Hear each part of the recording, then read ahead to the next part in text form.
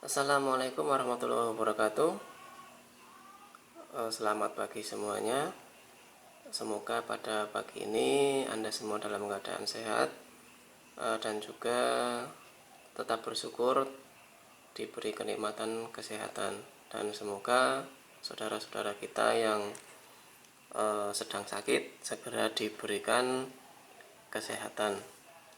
Tidak lupa bersyukur kepada Allah Subhanahu wa taala. Oke, pada kesempatan kali ini melanjutkan dari pertemuan kita sebelumnya yang membahas tentang menguji reliabilitas dengan metode belah menggunakan rumus Flanagan. Nah, pada kesempatan kali ini kita akan mencoba menghitung uji reliabilitas dengan menggunakan rumus Rulon. Sekali lagi kami ucapkan bahwa ketika Anda ingin menggunakan rumus metode belah, maka jumlah soal harus genap agar bisa dibelah seimbang kiri kanan. Kemudian untuk metode belahnya sendiri bisa awal akhir atau ganjil genap. Kalau untuk awal akhir, misalkan soalnya itu 50, jadi belahan pertama itu nomor 1 sampai nomor 25, dan belahan kedua nomor 26 sampai nomor 50. Ini contohnya yang ada di sheet reliability belah ini ada 20 soal. Kita pembagiannya adalah awal akhir. Jadi nanti 10 soal pertama itu merupakan belahan pertama, sedangkan 10 soal berikutnya adalah belahan yang kedua. Itu lebih mudah saya kira daripada ganjil genap.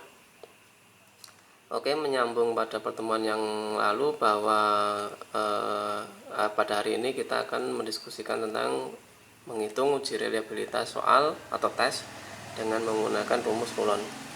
Untuk komponen-komponennya ada masih sama, jumlah 1 atau variabel X, jumlah 2 atau variabel Y, T itu total, T kuadrat total kuadrat, D itu adalah diferensiasi atau perbedaan atau selisih dari variabel X dan juga variabel Y. Nanti dikurangi variabel X dikurangi variabel Y, sedangkan D kuadrat adalah kuadrat daripada nilai yang ada di diferensiasi ini.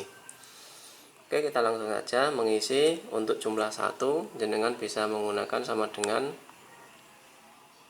menggunakan jumlah 1 yang di sini saja juga tidak apa-apa, atau di yang sebelah atas juga tidak apa-apa, yang asli, yang original, yang hasil belahan itu. Kemudian jumlah 2 menggunakan yang di sini saja, sama saja hasilnya. Kemudian untuk T total itu jenengan bisa menggunakan sama dengan yang di atas atau menggunakan yang ini ditambah ini D109. Bila tidak kelihatan maka nanti jenengan bisa menuliskan rumus sesuai dengan yang ada di sini. Misalnya ini D, ini kolom D, dan ini row-nya 109. Tinggal di enter aja. Sama. Kemudian untuk total kuadratnya tinggal dikuadratkan saja, sama dengan sel yang T itu yang total di pangkat 2. Kemudian untuk yang D, di sini D itu adalah perbedaan. Oke. Caranya adalah seperti ini, dengan cara D atau kolom kelima dicari dengan cara X dikurangi Y. Nah, kita akan lanjutkan. D itu adalah X dikurangi Y, sama dengan X dikurangi Y. Nah, pada kolom D itu nanti mungkin akan ada hasilnya min berapa itu nanti ya. Kemudian untuk D kuadrat sama dengan sel D di pangkat 2. Pangkat 2. Nah, seperti itu. Agar nanti lebih efisien, maka ini penghitungannya langsung saja, kemudian diblok terus di-drag ke bawah seperti yang sebelumnya.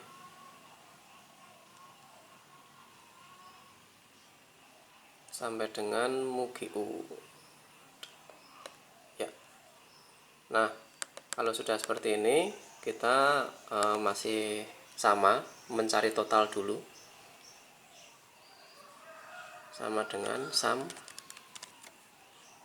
Jenengan juga bisa menggunakan fitur auto sum, sama. Sum, klik yang atas sampai mugiu. Nah, kurung tutup, enter. Nah, seperti itu. Kemudian nanti jenengan tinggal di drag ke kanan. Nah, setelah selesai, kita akan mencari SDD kuadrat, SDT kuadrat. Jadi SDD kuadrat rumusnya seperti ini. Sama dengan yang sebelumnya, yang rumus Flanagan. Hanya saja ini menggunakan perbedaan diferensiasi. Seperti itu.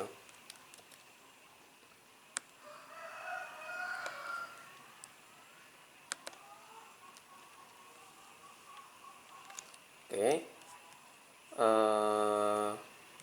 Kita akan mengisi sama dengan SDD kuadrat sigma D kuadrat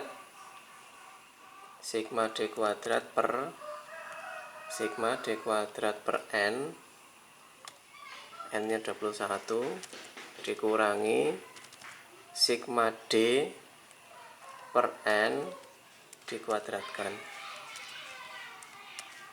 Nah, seperti itu, 3,061.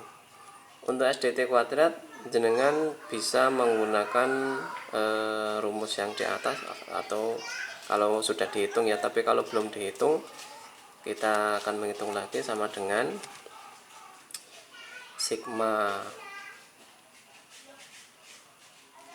T kuadratnya mana ya? Oh, ini sigma T kuadrat per N dikurangi sigma T per N dikuadratkan. Nah, seperti itu, 11,143. Nah, untuk R11 nya sendiri kita tinggal memasukkan, karena unsur-unsurnya sudah ada, kita tinggal memasukkan saja rumusnya. Saya copy dulu.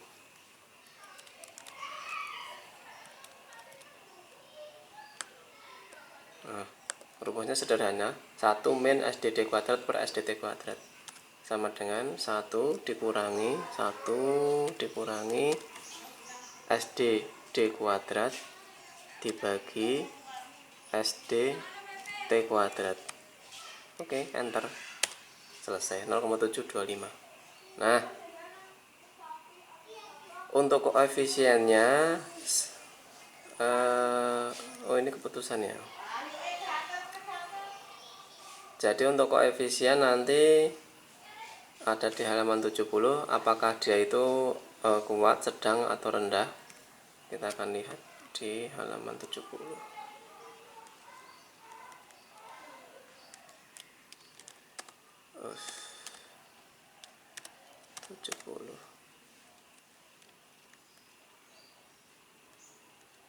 Nah, ini. Jadi ada dua model di sini, koefisien menggunakan interval koefisien. Ini dari Sugiono, tinggal kita lihat angkanya tadi 0,725. Jika dibandingkan dengan ini berarti masuk kategori ke yang sini ya, 0,725, belum sampai 0,80. Jadi kategorinya adalah kuat.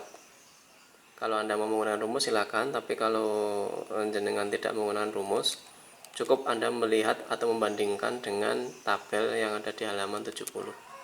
Tuliskan saja di sini koefisiennya adalah kuat. Kemudian kalau dibandingkan dengan R tabel, sama seperti yang di atas sebelumnya, jenengan bisa menuliskan ini dulu, R tabel 5% dan R tabel 1%. Yang sini R tabel 5% atau R tabel 1%, kita copy dulu untuk bisa menuliskan rumusnya. Oke, yang atas 5%, yang bawah 1%. Maka rumusnya adalah jika R11 ini lebih besar sama dengan yang 549, maka dia reliable 1%. Kemudian jika R11 ini lebih besar sama dengan 0,433, maka dia reliable 5%, dan jika kurang dari itu maka dia unreliable. Oke, setelah selesai, jika C133 lebih besar sama dengan 0,549, maka dia reliable 1%. Jika C133 lebih besar daripada 0,433, maka dia reliable 5%. Jika kurang dari itu, maka dia unreliable. Kita enter dulu ya. Ya, ternyata dia reliable 1%. Oke, kita coba bandingkan hasilnya.